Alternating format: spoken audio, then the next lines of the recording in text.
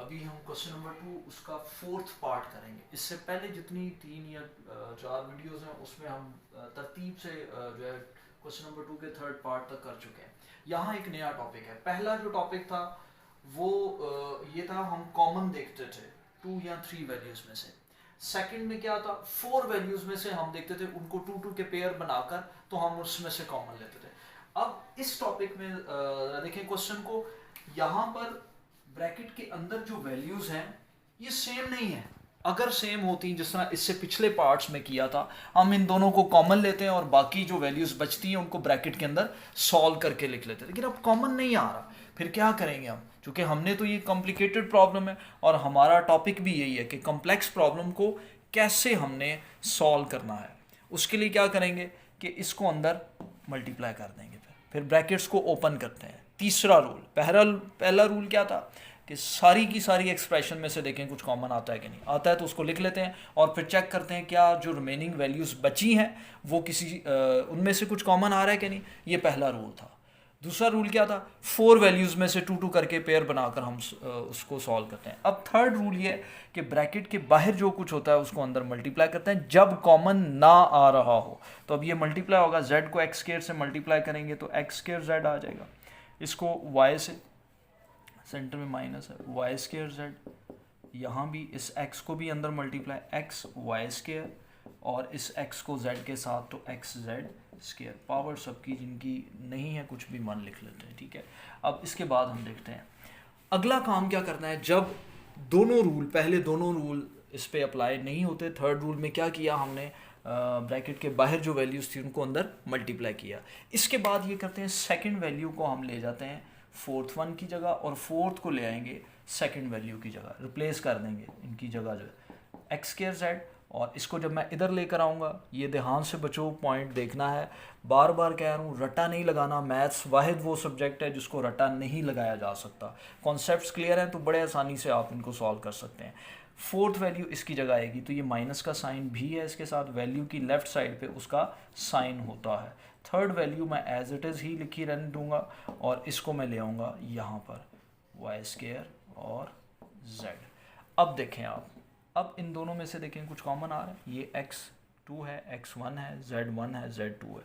तो मैंने पहले क्वेश्चंस में बताया है कि जिसकी पावर कम होती है, स्मॉल पावर वाली वैल्यू को हम कॉमन ले लेते हैं। तो यहाँ x2 x1 common, z1 z2 z1 common और इधर से x1 बचेगा चूँकि z कॉमन जा चुका है और इधर से z1 x1 कॉमन जा चुका है। इधर से प्लस वाई स्क्वायर कॉमन, चूँकि दोनों की पावर सेम है, वैल्यू सेम है, पावर सेम है, सेंटर में प्लस माइनस हो तो वो वैल्यू कॉमन चली जाती है। पीछे क्या बचेगा, x माइनस जेड।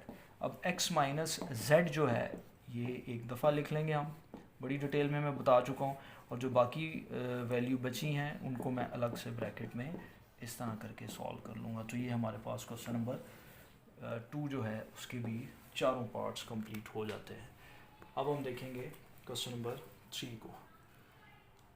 अच्छा, क्वेश्चन नंबर 3 जो है इसमें एक नया रूल हम इसमें अप्लाई करेंगे क्योंकि कुछ फार्मूलाज भी हैं इसमें। हम जो है a प्लस बी का होल स्क्वायर वो फार्मूला इसमें हम लगाएंगे। अब देखें 3 वैल्यूज़ हैं। आपने फैक्टराइजेशन में एक और रूल भी देखना होता है। वो रूल ये होता है, पहले मैंने जो 2 क्वेश्चन किए उसमें आपको 3 रूल्स बताए हैं। पहला रूल क्या था, सब में से कॉमन। दूसरा रूल क्या है कि अगर सब में से कॉमन नहीं आ रहा, 4 वैल्यूज हैं तो आपने 2 वैल्यूज के पेयर बनाकर उसमें से कुछ कॉमन ले लेना है। थर्ड रूल क्या था, थर्ड रूल ये किया हमने, कुछ भी कॉमन नहीं है, ब्रैकेट के बाहर वैल्यू है और ब्रैकेट के अंदर ऑलरेडी। अच्छा, एक और चीज याद रखिएगा, जब भी फैक्टराइजेशन का कोई भी क्वेश्चन ब्रैकेट के अंदर आ रही हो वैल्यूज, तो आपके माइंड में आना चाहिए हमने ब्रैकेट्स को ओपन करना है। आप पहले ब्रैकेट्स को ओपन करें। ओपन कैसे करते हैं, ब्रैकेट्स के बाहर जो कुछ भी होता है वैल्यू हो, अगर वैल्यू नहीं है तो साइन को अंदर मल्टीप्लाई कर देते हैं। जब आप उनको मल्टीप्लाई कर देते हैं, सेकंड वैल्यू को फोर्थ से रिप्लेस कर दी, फिर 2 करके उसमें से कॉमन ले। यहाँ पर ये है, आपके ज़हन में एक और चीज भी आनी चाहिए। 3 रूल्स मैं बता चुका हूँ। फोर्थ वन क्या है, ये 144 a स्क्वायर है। 144 मेरे ज़हन में फौरन आया, ये तो 12 का स्क्वायर है।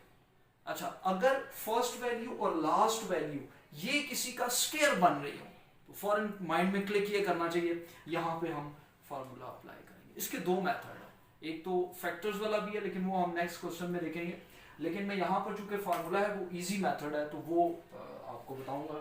सच दैट ये आप लिखें, हमें पता होता है कि a square plus 2ab plus B square is equals to a plus B का होल स्क्वायर, यहाँ से a प्लस बी का होल स्क्वायर, ये हमें पता है। फौरन मेरे माइंड में ये आया कैसे है, फर्स्ट वैल्यू और थर्ड वैल्यू किसी का जब स्क्वायर बन रही हो तो हमने फिर इस फार्मूले को अप्लाई करना है, a square plus 2ab plus B square is equals to a plus B का होल स्क्वायर। इसको याद कर लीजिए, ये कब आता है, जब वैल्यूज़ 3 हों और 3 वैल्यूज़ हों फर्स्ट और थर्ड का जो है वो किसी ना किसी का स्क्वायर बन रही हो, ठीक है। अब देखें जब हम इसको सॉल्व करेंगे 144 का हमें पता है ये 12 का स्क्वायर है, 12a स्क्वायर, और लास्ट किसका 1 का स्क्वायर 1 ही होता है, और मिड टर्म जो होती है उसको इस फॉर्म में हमने लिखना होता है, ब्रेक करना होता है। 2 देखिए ना formula 2ab, a means first term, ये फर्स्ट टर्म है, और आगे b है, b मीन्स सेकेंड टर्म, और प्लस बी स्क्वायर। अब इन तीनों से क्या आएगा हमारे पास, इन तीनों से क्या आएगा, a प्लस बी का whole square, a means first term plus b क्या है 1 का होल स्क्वायर। ये देखें हमने कॉम्प्लेक्स क्वेश्चन था और उसको सॉल्व कर दिया। इसी तरह हम इसका नेक्स्ट पार्ट देखते हैं, वो भी ऐसे ही है।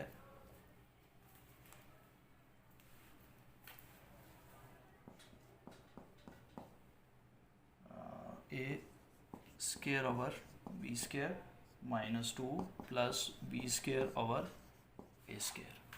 अब देखिए फर्स्ट और थर्ड फ़ौरन आपके माइंड में आना चाहिए कि फर्स्ट और थर्ड जो है ये दोनों किसी का स्क्वायर बन रही है। किस तरह से देखें, ए ओवर बी होल ब्रैकेट करके स्क्वायर लिख सकते हैं, बी ओवर ए होल ब्रैकेट करके इसका भी स्क्वायर बना सकते हैं।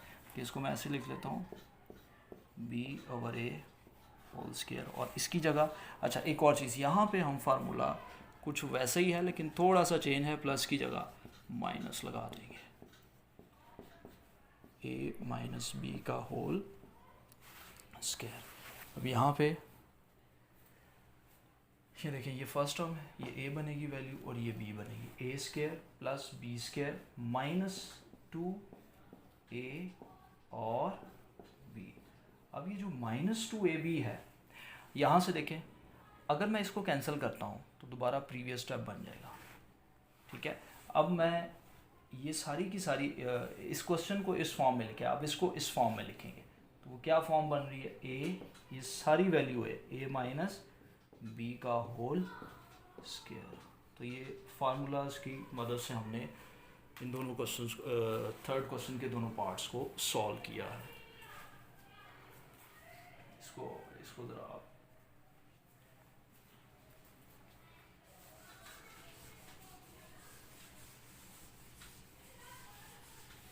उम्मीद करता हूँ स्टूडेंट्स ये आपको अच्छे से समझ आ रहे होंगे। कोशिश मैं कर रहा हूँ कि जितना जो है वो इजी करके आपको समझाया जाए, साथ साथ रूल्स भी बताता जा रहा हूँ। ऐसे नहीं है कि जस्ट हम सिंप्लीफाई कर रहे हैं ताकि बाद में आपके लिए प्रॉब्लम ना हो, और इन सब को आपने कोशिश करनी है कि इनको नोट्स की सूरत में बनाते जाए ताकि जब आपकी नेक्स्ट जो टेस्ट सीरीज़ होती है उसमें प्रॉब्लम ना हो आपके लिए। बाकी मैथ्स जो है, एक जुमला याद रखिएगा, ये बहुत इंटरेस्टिंग सब्जेक्ट है। मैंने पहले ही कहा था कि मैथ्स के बगैर कोई भी किताब जो है वो मुकम्मल नहीं है। अब बायो देख लें, फिज़िक्स देख लें, केमिस्ट्री देख लें, ठीक है, उन सब में मैथ्स का बड़ा ख़ास रोल है। फिज़िक्स के अंदर देखें कैलकुलेशंस जितनी हम करते हैं वो सारी की सारी इसी के ऊपर न्यूमेरिकल प्रॉब्लम्स होती हैं, वो मैथ्स का ही है। बायो का भी देख लें, बहुत सी स्टडीज़, जिस तरह हम बॉडी के डिफरेंट पार्ट्स हैं, हमें कैसे पता चला कि ब्रेन के 3 पार्ट्स हैं, 3 पार्ट्स, तो ये मैथमेटिक्स ही तो है, ठीक है। तो इस तरह से नेक्स्ट देखते हैं हम क्वेश्चन नंबर सेकंड का ही थर्ड पार्ट, सॉरी थर्ड का थर्ड पार्ट, सेकंड हम कर चुके हैं। अच्छा ये थोड़ा सा चेंज है क्वेश्चन, लेकिन बहुत इजी है। इसके लिए भी आपको पहले इसका बताऊंगा रूल क्या है। 49z²। बड़ी एक्सप्रेशन है, कॉम्प्लेक्स प्रॉब्लम है, इसको हम शॉर्ट करके लिखेंगे। आप देखिए पिछला जो टॉपिक है ये वैसे ही है, आप इस सारी की सारी वैल्यू को a सपोज कर लें, a² माइनस ये फर्स्ट देखिए, ये फर्स्ट है, फार्मूला वही लिखेंगे, such that a² minus 2ab plus b², तो क्या बनेगा a माइनस बी का होल स्क्वायर। अब देखिए मैं इसको इस फॉर्म में कैसे लेकर आता हूँ, आपने इस क्वेश्चन को सारे को इस फॉर्म में लाना है। जब इस फॉर्म में आ जाएगा तो लास्ट में हम इसमें फ़ौरन से इसको कन्वर्ट कर देंगे। ये सारे का सारा a है,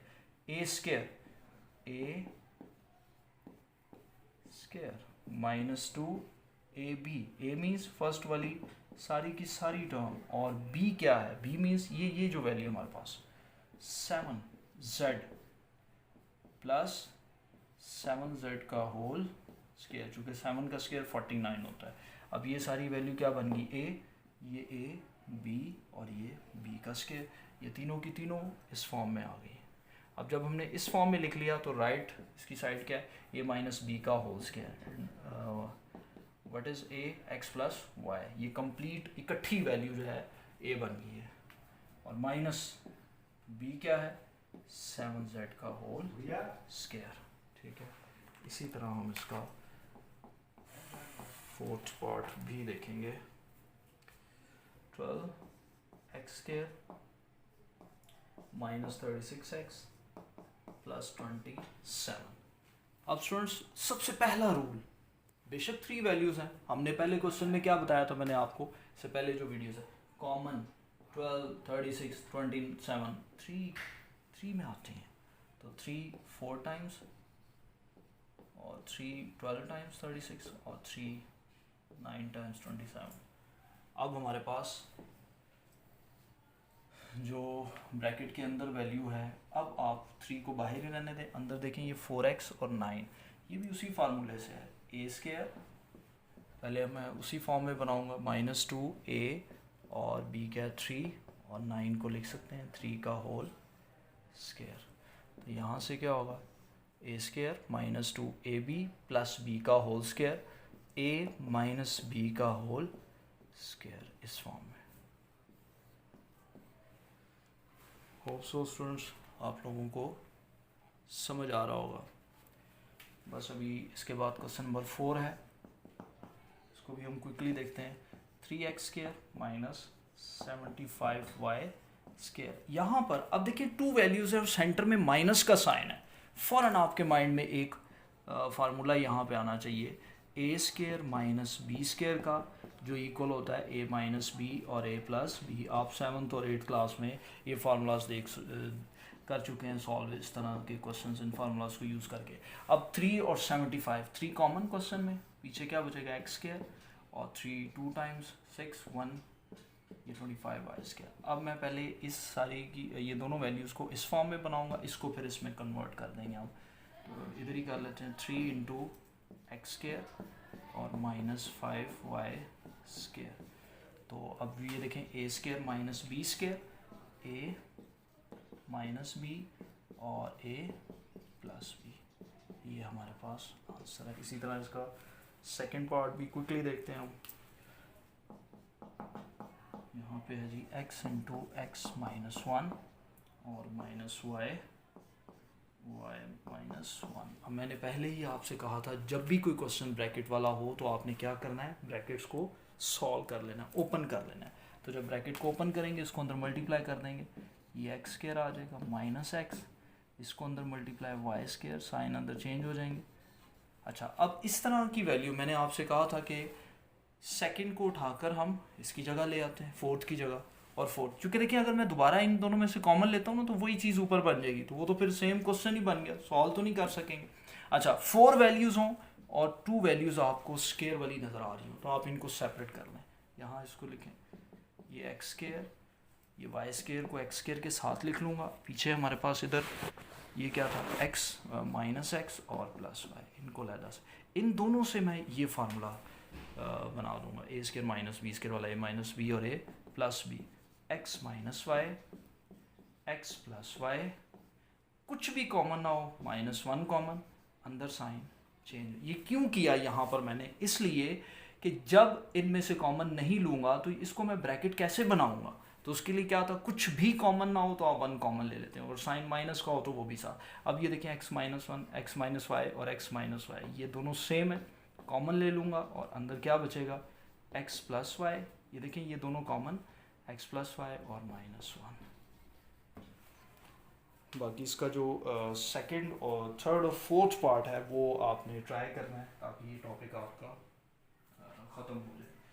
मुझे उम्मीद है कि आपको काफ़ी हद तक फैक्टराइजेशन का आइडिया हो गया होगा। जल्दी से मैं टॉपिक्स का नाम ले देता हूँ। सबसे पहले 3 वैल्यूज़, जो पहला टॉपिक था, 3 वैल्यूज़ हों तो आप कुछ कॉमन लेते हैं, 4 वैल्यूज़ हों 2 के पेयर बनाते हैं। अगर ब्रैकेट्स हों इस तरह से, ये जिस तरह आया क्वेश्चन ये, तो हम क्या करते हैं, पहले ब्रैकेट के अंदर मल्टीप्लाई करते हैं, फिर सेकंड को फोर्थ की जगह, फोर्थ को सेकंड की जगह, या फिर स्केयर वाली वैल्यूज़ को अलग कर देते हैं। ये फैक्टराइजेशन है। बाकी जो है हम नेक्स्ट क्वेश्चन इसके बाद देखते हैं। God bless you.